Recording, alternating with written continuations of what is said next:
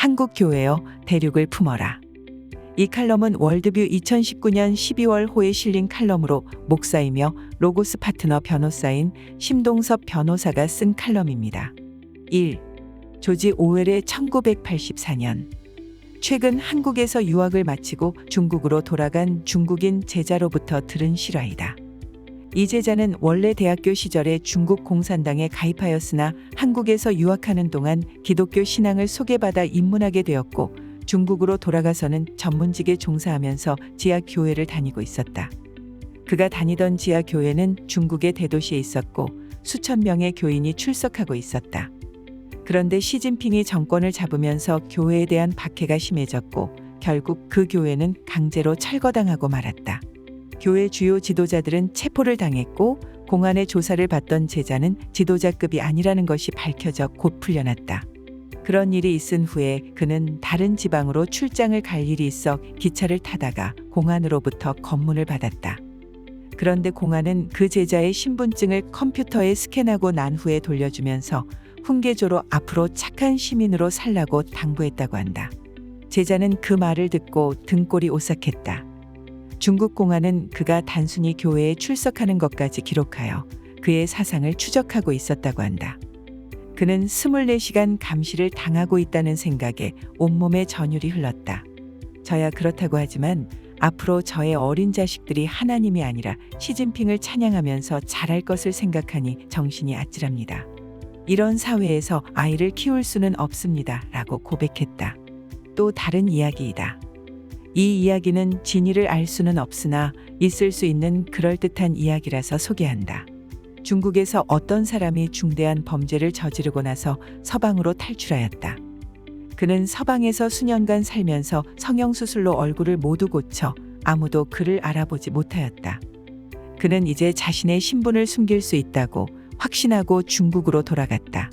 그런데 며칠이 지나 공중화장실에서 공안에게 검거가 되었다. 아무도 그를 알아보지 못했지만 중국 정부가 보유하고 있는 안면인식 기술은 그를 알아보았고 또 곳곳에 설치되어 있는 CCTV로 그의 행적을 추적하여 검거된 것이다. 상당히 가능성이 있는 이야기이다. 중국은 안면인식 기술이 세계 최고로 발달하였고 그것과 결합한 사회 통제 시스템으로 중국 전체가 거대한 감옥으로 변하였다. AI 기술로 무장한 중국은 이제 조지 오웰이 1984년이라는 소설에서 예견한 완전한 통제사회에 진입하였다는 생각을 지울 수 없다. 2.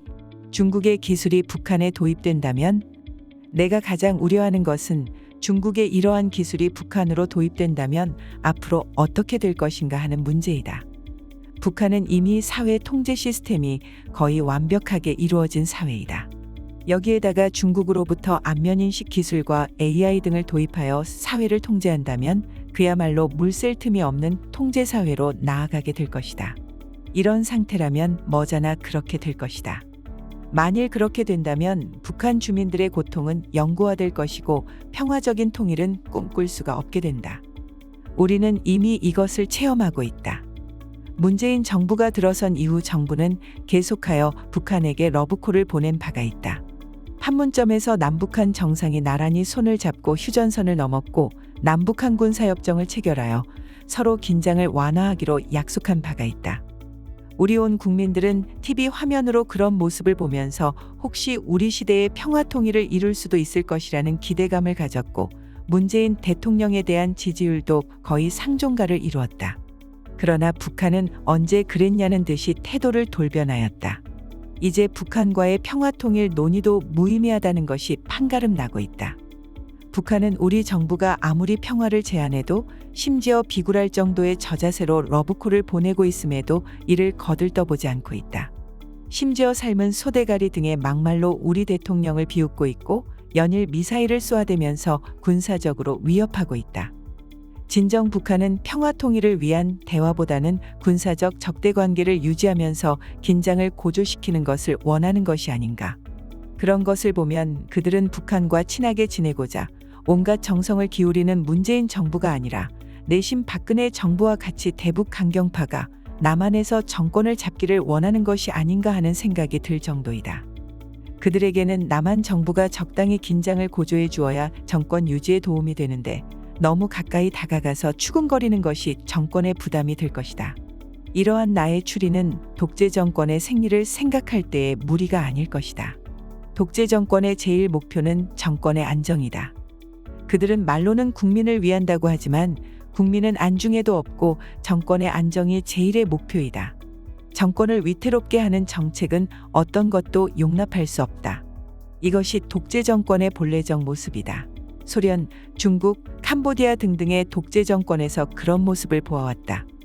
어느 독재 정권도 정권의 안위를 놓고서 거래를 하지 않는다. 이것이 독재 정권과 민주적인 정부의 차이이다. 그런 점에서 북한은 남북한의 통일을 원하지 않는다.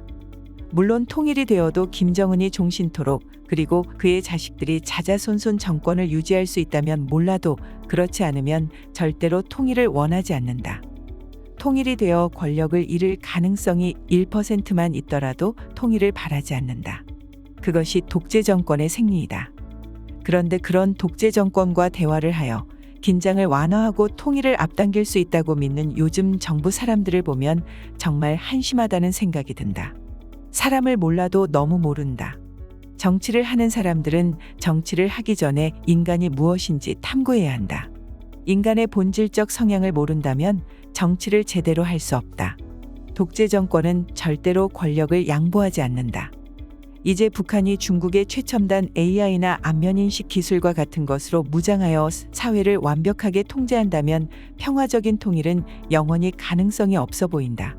그것이 우리의 눈앞의 현실로 다가오고 있다. 그래서 중국의 사회 통제 강화를 보면서 우리의 안위를 우려하는 것이다. 3. 최근 홍콩 사태를 보면서 최근 우리는 중국 정부가 홍콩 시민들이 자유와 인권을 열망하면서 시위를 벌이자 이를 무력으로 짓밟고 있는 모습을 매체들을 통해 보고 있다. 홍콩 경찰은 비무장의 시민을 향하여 총을 쏘아 사람들이 죽고 젊은 대학생들이 대학교 건물 옥상에 올라가서 페인트나 옷을 연결하여 SOS라는 큰 글자를 만든 것을 볼 때 그들을 도와줄 수 없는 나로서는 가슴이 아프다. 이제 거대한 중국의 힘 앞에서 서방의 세계도 어쩌지 못한다. 중국의 비위를 건드렸다가는 자국에 어떠한 피해가 생길지 모를 계산만 하고 있다. 겨우 미국이 중국 정부의 포갑을 비난할 정도이다. 그것도 조심스럽게. 그러나 어찌되었든 중국 정부도 홍콩의 민주 시위를 진압하면서 심각한 데미지를 입을 것이다. 이제 중국 정부의 야만성이 민낯으로 드러났다. 누가 중국을 문화국가라고 말하겠는가? 누가 중국을 신뢰할 수 있겠는가? 그들은 홍콩의 사태를 진압할 수는 있겠지만 국제사회에서 도덕성과 신뢰에 큰 타격을 입었다. 이제 사람들은 독재국가라면 몰라도 민주국가에 사는 사람이라면 중국 정부를 반기지 않을 것이다. 그렇다면 중국 정부는 이런 심각한 손해를 감수하면서 홍콩의 시위를 무자비하게 진압하는 이유는 무엇인가? 그것은 홍콩의 시위가 중국 정부의 존립 자체에 위협이 되기 때문이다.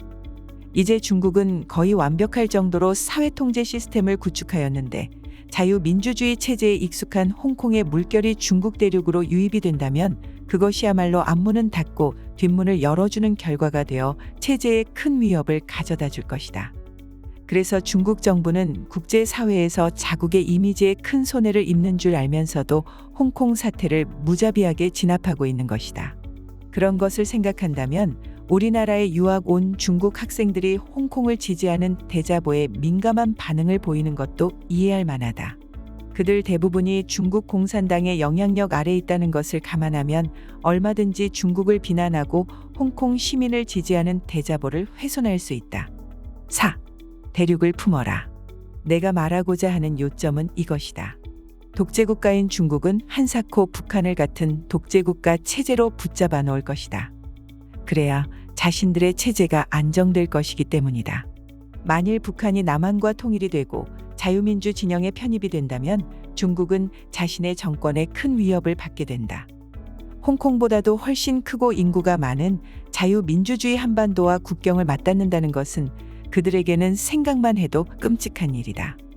그래서 그들은 겉으로는 북한의 비핵화를 찬성하는 것 같지만 속으로는 북한의 핵무장을 부추기고 있고 이것으로 미국을 비롯한 자유진영 국가를 흔들고 있는 것이다.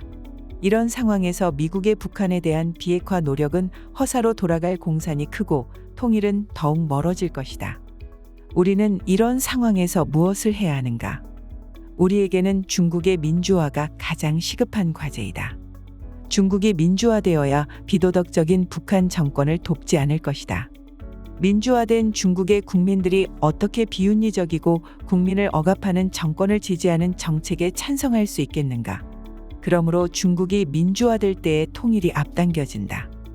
칸트는 영구평화론을 주장하였는데 민주국가 상호 간에는 전쟁을 하지 않으니 세계 평화를 위해서는 세상의 모든 나라가 민주국가가 되어야 한다는 것이다.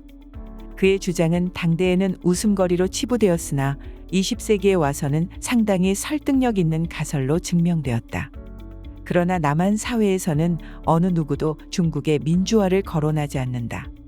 우리의 정부는 물론이고 시민 사회에서도 그런 소리를 듣기 어렵다. 그것은 우리가 어떻게 감히 중국을 민주화시킬 수 있겠느냐 하는 소국의 근성에서 나온 것이다. 나는 여기에 대하여 아니라고 말한다. 한국은 중국에 영향을 줄 수 있다. 왜냐하면 우리는 하나님을 믿기 때문이다. 이제 한국 교회가 통일을 바란다면 중국 대륙을 품고 기도해야 한다. 중국의 민주적인 정부가 들어서고 중국 교회가 건전하게 성장하기를 기도해야 한다. 기도가 모든 영적인 일의 출발점이다.